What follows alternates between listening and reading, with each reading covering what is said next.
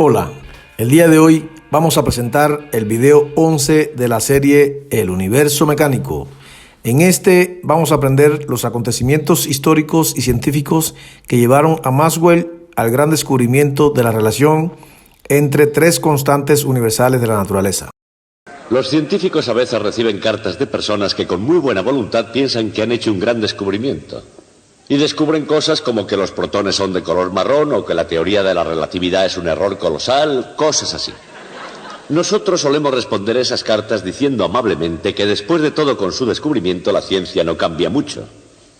Pero ustedes podrían preguntarse, ¿qué se puede considerar realmente como un gran descubrimiento para la ciencia? ¿Qué sería lo que haría interesarse a los científicos? Les voy a poner un ejemplo. En la naturaleza hay una serie de constantes fundamentales. Por ejemplo, recuerden esta, G, que es la constante universal de la gravedad, que es igual a 6,7 por 10 a la menos 8 dinas centímetro cuadrado dividido por gramos al cuadrado. O también la velocidad de la luz. C igual 3 por 10 elevado a 10 centímetros por segundo. O también la carga eléctrica de un electrón, unidad fundamental de carga eléctrica, E igual a 4,7 por 10 elevado a menos 10 unidades electrostáticas de carga. Estas y otras cantidades parecidas gobiernan completamente la naturaleza del mundo en que vivimos. Si alguna de estas cantidades tuviera una magnitud diferente de la que tiene, el mundo sería completamente distinto del que es. Y aún no tenemos idea de por qué alguna de esas cantidades tiene la magnitud que tiene. Pero, de vez en cuando, alguien llega un buen día y descubre que dos cantidades fundamentales que no parecen relacionarse, de hecho sí que están relacionadas entre sí. Que la magnitud de una de ellas es consecuencia de la magnitud de la otra. Cuando eso sucede, se están relacionando dos campos de la física que anteriormente no lo estaban. Y eso siempre es un gran descubrimiento. Hoy me gustaría hablar de un descubrimiento de este tipo.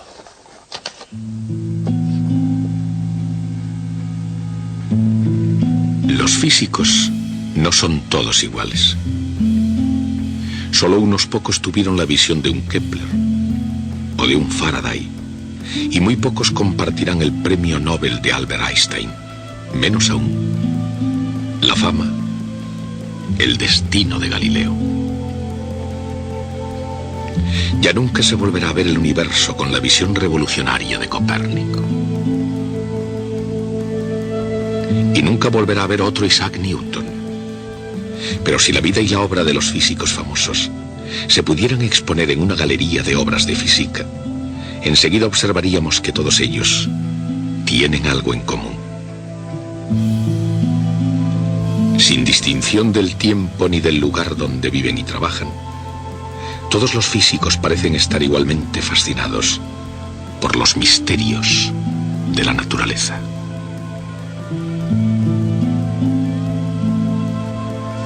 Por ejemplo, la misteriosa naturaleza de la luz. La propia idea de la luz, y especialmente la velocidad de la luz, fue algo tan difícil de comprender como la inimaginable inmensidad del universo. En términos cósmicos, el Sol, una estrella bastante común, está relativamente cerca y su luz llega a la Tierra en unos pocos minutos. Pero desde el espacio más profundo, la luz viaja tanto que su proyecto no se mide ni en minutos ni en horas, sino en años luz. La estrella más próxima a la Tierra, más allá del Sol, se encuentra a 4 años luz de distancia, lo cual significa que desplazándose a 300.000 kilómetros por segundo, la luz de esa estrella tarda 4 años en llegar a la Tierra. Y año tras año, aquí en la Tierra, la cosa más imposible sobre la velocidad de la luz era encontrar un método preciso de medirla. De hecho, durante mucho tiempo, la velocidad de la luz era algo más allá de la capacidad de comprensión. En la antigüedad, los científicos la consideraban como algo infinito, como un fenómeno que viaja instantáneamente desde la fuente hasta el observador. Pero unas cuantas personas comenzaron a sospechar algo diferente. En 1675, Olaus Rømer, astrónomo danés del Real Observatorio de París, observó un aparente retraso en los eclipses de los satélites de Júpiter y lo utilizó para estimar la velocidad de la luz. En 1849, Armand Fizeau utilizó una rueda giratoria para medir la velocidad de la luz. La midió tanto en el aire como en el agua. En 1850, otro físico francés, Jean Foucault, hizo otro tanto. Inventor del giróscopo, Foucault midió la velocidad de la luz con un espejo giratorio. Esos experimentos eran bastante avanzados para aquellos tiempos, y de hecho nadie consiguió nada mejor hasta los años 20. Hasta 1926, para ser exactos. Ese año, el profesor Albert A. Michelson midió con precisión el tiempo que la luz tardaba en recorrer la distancia entre dos picos de montaña en Los Ángeles, del monte Wilson al monte San Antonio.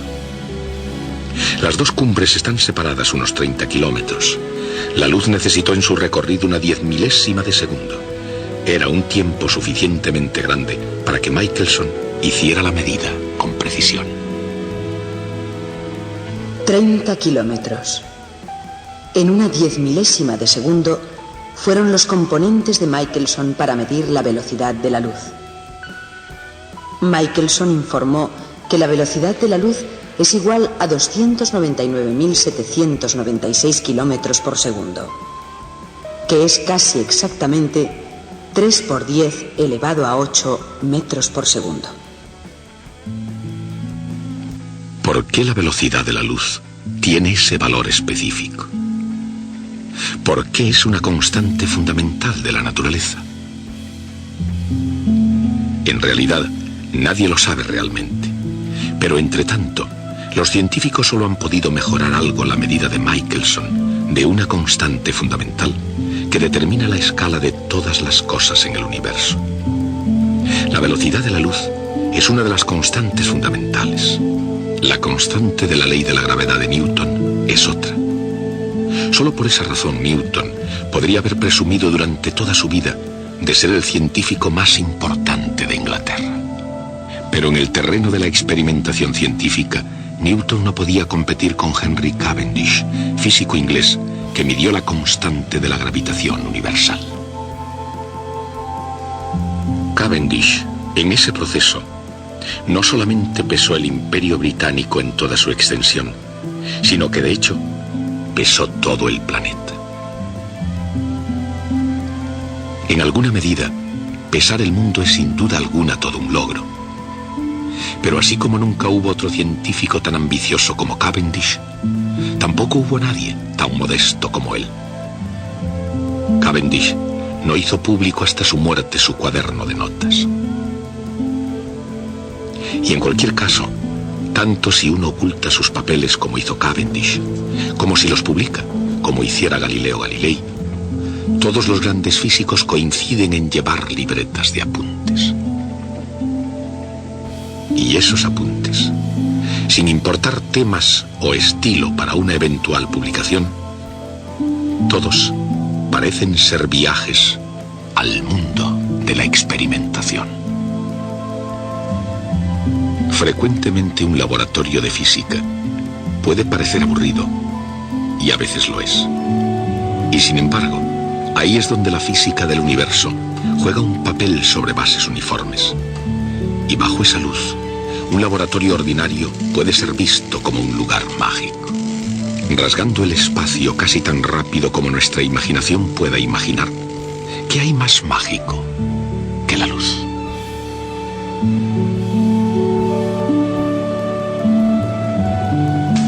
¿Qué más poderoso que la fuerza bruta de la electricidad? o más persuasivo que la influencia de la gravedad.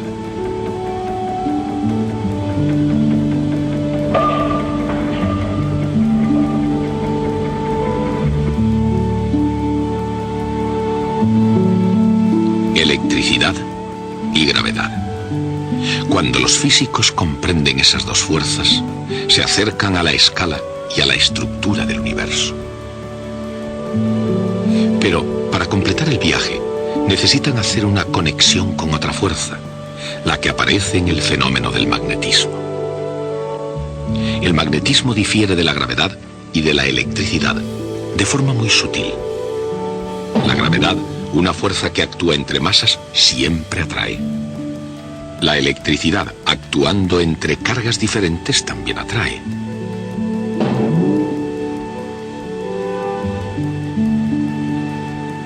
Pero actuando entre cargas del mismo signo, repelerá.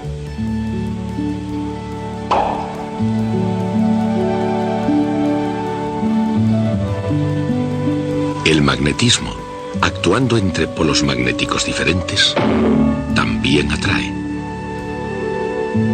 Y actuando entre polos magnéticos iguales, repele.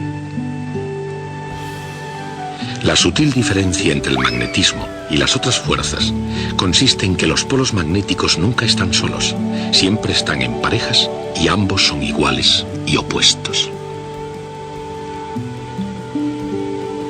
A pesar de sus diferencias, la gravedad y la electricidad obedecen a leyes de fuerza similares, y así lo hace el magnetismo también. Electricidad y magnetismo. El nexo entre esas fuerzas se reveló en un aula magna de física. El descubrimiento del nexo entre electricidad y magnetismo fue realizado en 1820 por Hans Christian Ørsted. Y cuenta la leyenda que Ørsted hizo su descubrimiento durante una conferencia mientras hacía un experimento por casualidad. Algunas personas no creen que los descubrimientos científicos puedan hacerse así, por casualidad. Así que hay otra teoría según la cual Ørsted hizo a propósito el experimento durante una conferencia para que si hubiera muchos testigos y nadie pudiera pensar que había hecho su descubrimiento por casualidad. De todos modos, me gustaría explicarles cómo pudo ser la demostración de Christian Ørsted. Tengo aquí un aparato como el suyo para hacerles una demostración como la que hizo Ørsted aquella tarde. Pongámonos a imaginar. Estamos en 1820 en Copenhague. Es por la tarde y vamos a hacer un experimento en público, pero de gala. Ustedes son la crema de la sociedad de Copenhague. Las mujeres van con vestidos de noche y los hombres de levita. Y yo soy Hans Christian Ørsted, pensador genial, pero un poco torpe e inepto experimentador, además de miope. Ya sé que es difícil que ustedes crean que esta situación es real porque yo no soy miope. Pero usemos nuestra imaginación y hagamos lo que podamos. Bien, 20 años antes de 1800, Alejandro Volta había inventado la batería eléctrica o pila voltaica. Y así, por primera vez, había una fuente fiable de corriente eléctrica. He conseguido una pila voltaica original preparada para nosotros en la ferretería de la esquina. Ørsted sabía que las corrientes eléctricas originaban fenómenos curiosos, por ejemplo, cambios de unos compuestos químicos en otros, o que un cable portador de corriente convertía la electricidad en calor, o incluso en luz. Él estaba absolutamente seguro de que su corriente eléctrica se convertiría igualmente en magnetismo. La idea era esta: haría pasar una corriente eléctrica por un hilo conductor situándolo perpendicular a la aguja de una brújula como la que ustedes están viendo.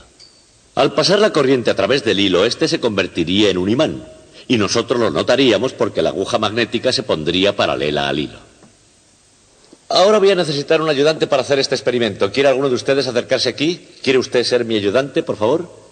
Debe usted venir aquí y lo único que tiene que hacer es cerrar este interruptor. Tire hacia usted el interruptor cuando yo le diga que cierre. ¿De acuerdo? Cuando mi ayudante cierra el interruptor, una corriente eléctrica recorrerá este hilo, y el hilo se convertirá en un auténtico imán, y lo sabremos porque girará la aguja de la brújula hasta ponerse paralela al hilo. Así que Ørsted coloca todo, y mantiene el hilo perpendicular a la aguja. Cuando la aguja gire, ellos verán el nexo entre electricidad y magnetismo. Descubierto por vez primera, este será uno de los grandes descubrimientos del siglo XIX. Un momento dramático. Cuando yo cuente 3, usted tire del conmutador. 1, 2, 3. Y no ha sucedido absolutamente nada.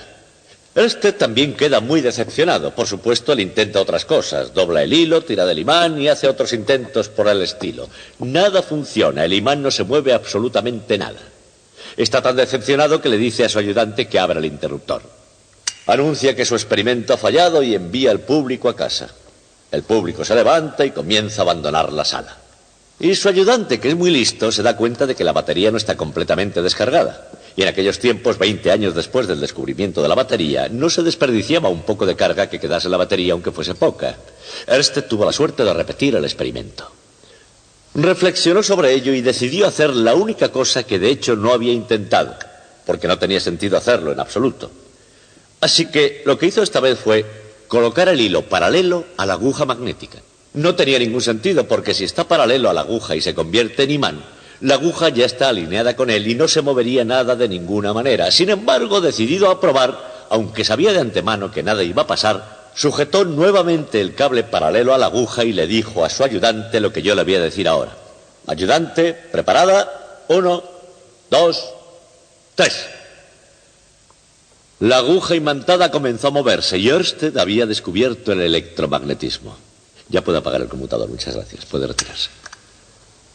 El motivo por el que Ørsted obtuvo un resultado tan sorprendente es la forma en que funciona el campo magnético de una corriente eléctrica. Si este es un cable que lleva una corriente eléctrica, justamente como el que estuvimos mirando.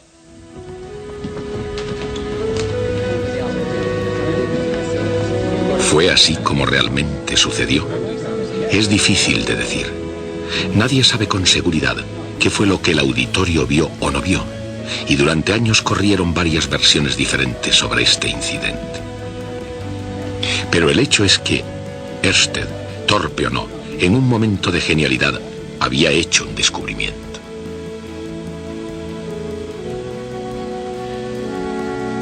Electrificó las más finas mentes científicas del siglo XIX y algunos intelectuales tardaron más de 50 años en aceptar. Pero, ¿y eso por qué? Una batería, una brújula y un trocito de cable. Era todo su aparato, era su concepto fundamental, un concepto tan poderoso que cuando finalmente fue comprendido, tuvo el inmenso poder de relacionar la electricidad ordinaria con las más extraordinarias luces del universo, con las estrellas.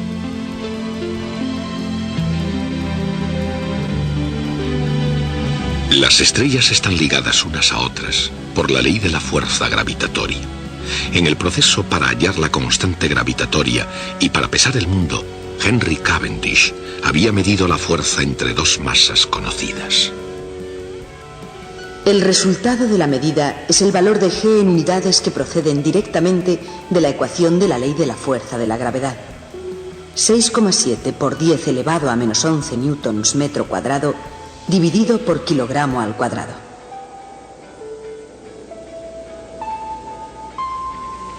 También se puede utilizar una medida similar para hallar la constante eléctrica. En ese caso se utiliza un generador electrostático para colocar cargas eléctricas positivas y negativas en dos placas de metal colocadas paralelamente hasta que la fuerza de atracción supere a la fuerza de la gravedad. De la fuerza entre las placas se puede deducir la fuerza entre cargas puntuales. Y una vez más, midiendo esa fuerza, se obtiene la constante de la ecuación de la fuerza. Las unidades de la constante resultan directamente de la ecuación de la fuerza.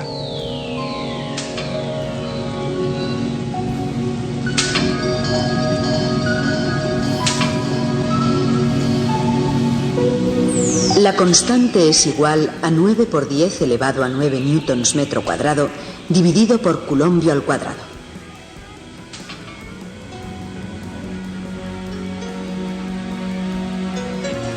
Ahora ya no es un misterio el procedimiento para medir constantes y leyes de las fuerzas. Otra fuerza, como la fuerza magnética, otra medida. Otra constante con unidades a partir de la ley de la fuerza. 3 leyes, 3 constantes. Y sin embargo, el punto decisivo del descubrimiento de Ørsted es que magnetismo y electricidad no son cosas distintas. Así, la constante magnética se debería encontrar a partir de la fuerza entre corrientes eléctricas. Si la corriente eléctrica fluye por 2 barras metálicas, la fuerza magnética entre ellas es suficiente para que se atraigan. Aquí no hay polos magnéticos y la fuerza es proporcional a las 2 corrientes medidas en amperios o coulombios por segundo y las longitudes de las 2 barras en metros.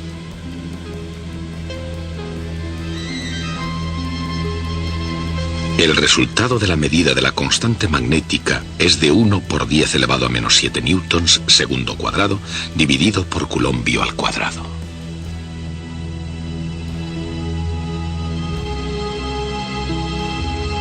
Muchos científicos del siglo XIX se dieron cuenta de la importancia de esas constantes. Pero solamente James Clerk Maxwell, 50 años después del descubrimiento de Ørsted, comprendió por fin su significado. Las fuerzas eléctrica y magnética, fuerzas fundamentales de la naturaleza, no son independientes. Están relacionadas entre sí. Y por ello, las constantes también deberían estar relacionadas de alguna manera.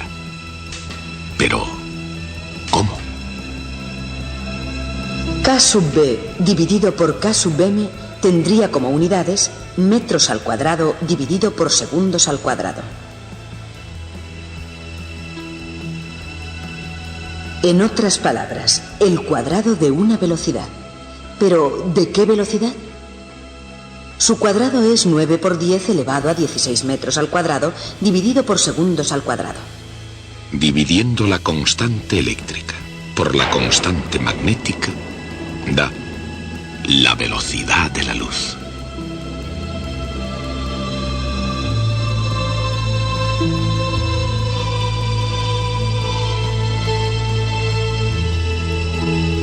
Maxwell comparó 2 medidas que parecían no tener nada que ver con la luz, y allí escondida, entre las fuerzas eléctrica y magnética, encontró precisamente la velocidad de la luz. Y ese descubrimiento inspiraría a Maxwell a desarrollar una teoría combinada que unificó los conceptos de electricidad, magnetismo y luz. Sin el descubrimiento de Maxwell, la percepción del mundo hubiera sido increíblemente diferente. Y lo mismo hubiera sucedido con el universo. En una ocasión escuché a un distinguido amigo mío un argumento muy elocuente en nombre de la pura investigación científica, pura en oposición a investigación aplicada, que es la que persigue un fin concreto. Lo que él dijo fue que el gran descubrimiento de James Clerk Maxwell conducía directa e inmediatamente al invento de la radio, luego al de la televisión y a toda la revolución en las comunicaciones a larga distancia que hemos visto se dan por todo el mundo. Y todo eso sucedió no porque Maxwell estuviera intentando descubrir un modo de comunicarse mejor, sino porque estaba pasando el rato con la naturaleza fundamental de la electricidad y el magnetismo. Y dijo que si Maxwell hubiera querido descubrir algo sobre comunicaciones a larga distancia, no habría estado pasando el rato con electricidad y magnetismo, habría estado haciendo experimentos con gigantescos megáfonos, transmisores y cosas así. Es un argumento bastante ingenioso y es correcto.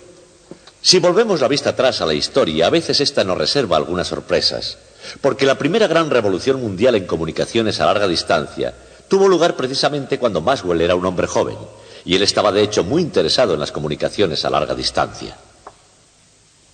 El telégrafo había sido inventado en 1838 por Samuel Morse, y hasta 1850 el mundo estaba embarcado en una gran aventura tecnológica comparable a nuestra ida a la Luna. Colocar un cable telegráfico a través del Océano Atlántico que reduciría el tiempo de comunicación entre Nueva York y Londres de varias semanas a una fracción de segundo.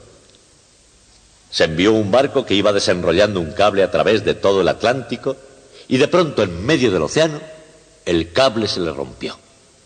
Todo había terminado. Bien, el joven James Clerk Maxwell celebró el acontecimiento escribiendo unos cuantos versos que me gustaría leerles a ustedes. El estribillo del poema dice: en el fondo del mar, en el fondo del mar. Por supuesto, siendo Maxwell un científico, no iba a escribir eso cada vez. Él tenía una anotación científica, una anotación algebraica. Escribió U para en el fondo del mar y 2U para en el fondo del mar, en el fondo del mar. Así está escrito. Leamos el poema. En el fondo del mar, en el fondo del mar, no me llega ninguna señal. En el fondo del mar, en el fondo del mar, algo seguramente ha ido mal. En el fondo del mar. Algo seguramente ha ido mal. Y el motivo no lo han podido desvelar. Algo ha roto el cable o se ha estirado demasiado. En el fondo del mar, en el fondo del mar, a lo largo de tantas millas, ¿cómo pudieron ellos ir desenrollando un material tan duradero? Línea, toda flexible, elástica y resistente, en un agua tan fuertemente salada. En el fondo del mar, en el fondo del mar, pronto habrá montones de cables, porque se tenderá un cable y se intentará de nuevo y se solucionarán nuestros negocios de algodón y grano con una línea que nunca irá mal.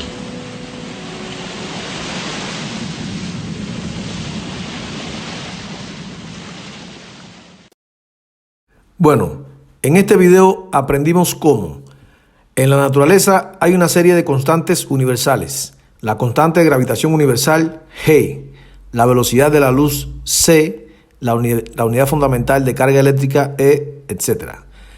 Cuando se encuentra una relación entre alguna de estas cantidades fundamentales, se encuentra una relación entre los correspondientes campos de la física. Esto es un gran descubrimiento. Ørsted reveló el nexo entre las fuerzas eléctrica y magnética.